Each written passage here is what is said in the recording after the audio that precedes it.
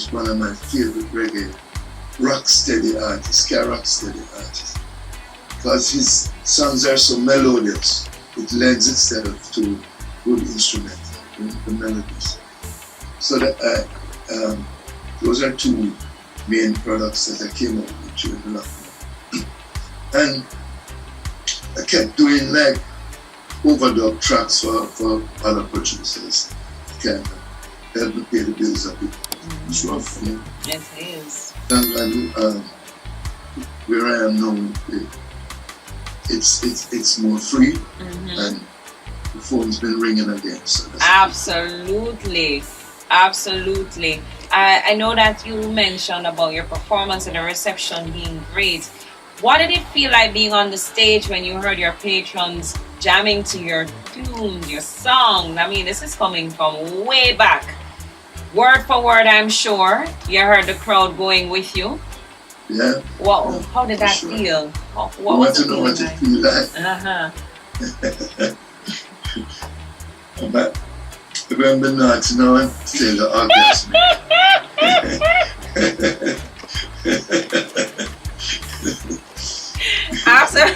Well, I mean, after Suki, I mean, what do you expect? It must be.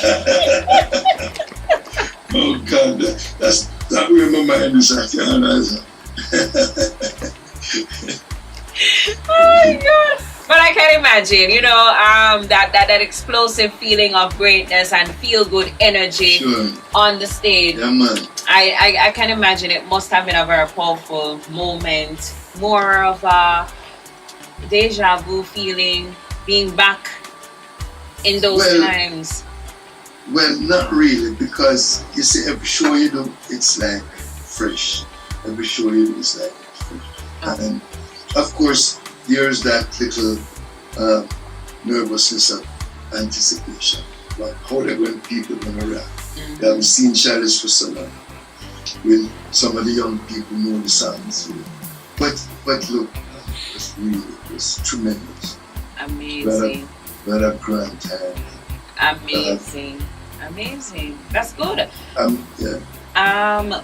So here we are talking about reggae. What do you feel about it right now? How do you feel about where we are culturally, where music is concerned?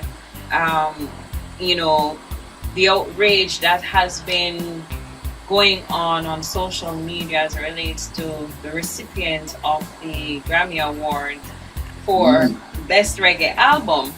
I am of the notion, I'm of the philosophy that music is free, music is global, and though its roots may originate from one particular place, if you're not doing what you're supposed to be doing with your tools, with your resources, with your craft and your skill, and someone else is doing something with it, yeah, but what do you expect?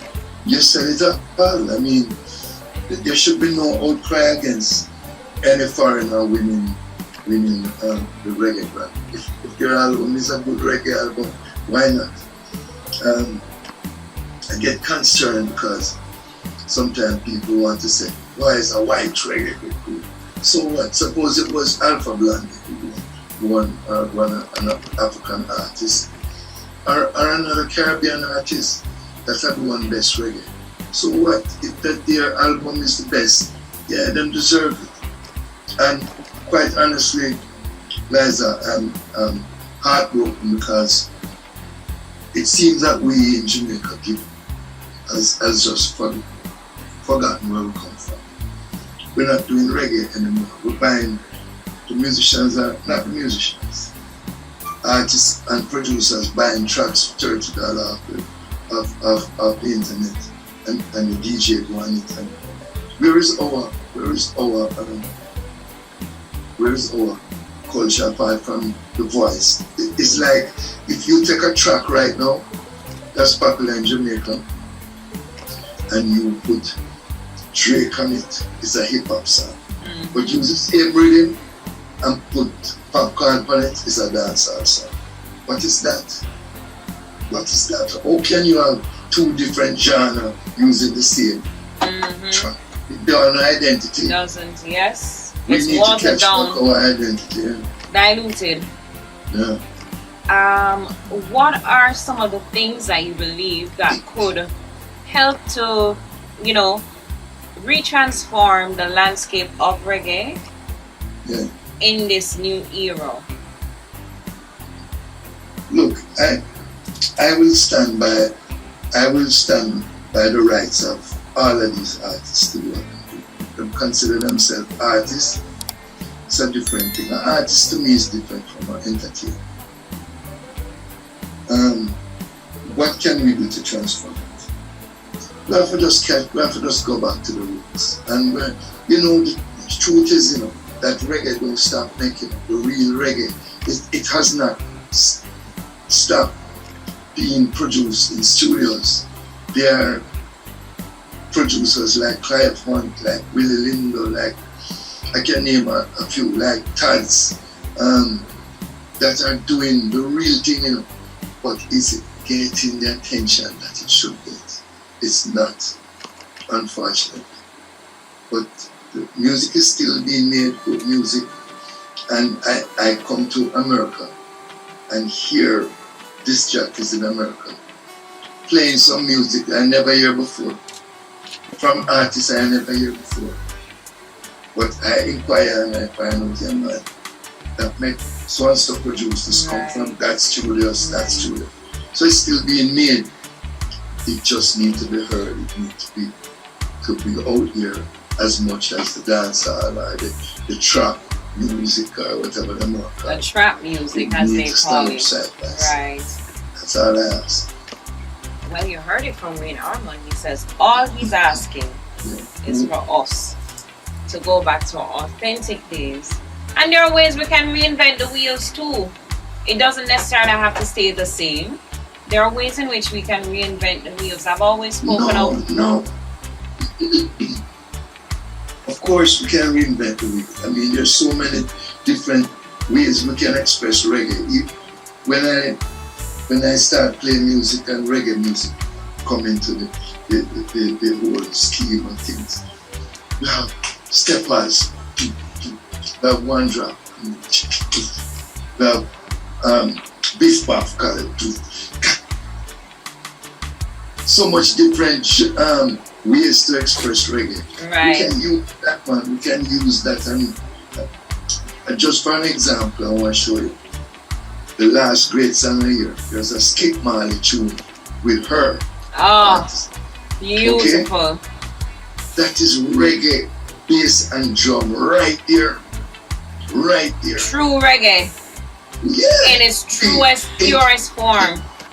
Billboard hits. How you going to have a billboard hit when you're talking about bad mind and clean gun and girl underneath? Jesus. Yes. Why are we there? It's just something that puzzles me and bothers me. I'm a lover of music. I won't say I'm a lover of all genres or all types of music, but I in general love music. I like it because I listen to content, I listen to the words, I listen to the lyrics. Because music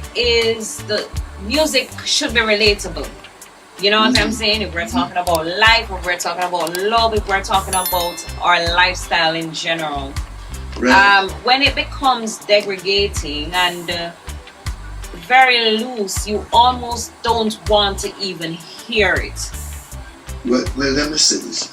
As I tell you before, I will stand up for the rights of any artist who want to make any music he wants to. No care how slap, no care how violent it is. Yeah, that's the artist's right to make it. Same way movie producers make slap and violent things and pornographic things and all that. My problem is that it should not be so easily accessible by the youths, by the minds that are not yet developed. You can't have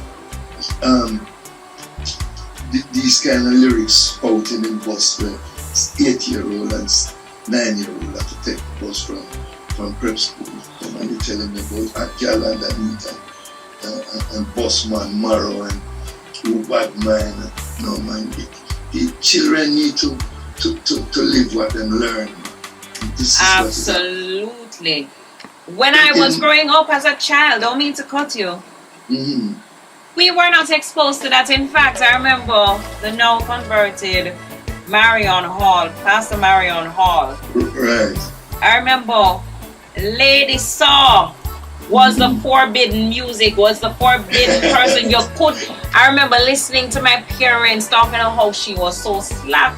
But then when you listen to Lady Saw's song back then, because Lady Saw used a lot of puns in her music, so it was not so raw up into your face. Yeah. And as a child, you could not garner what it is that she was speaking about.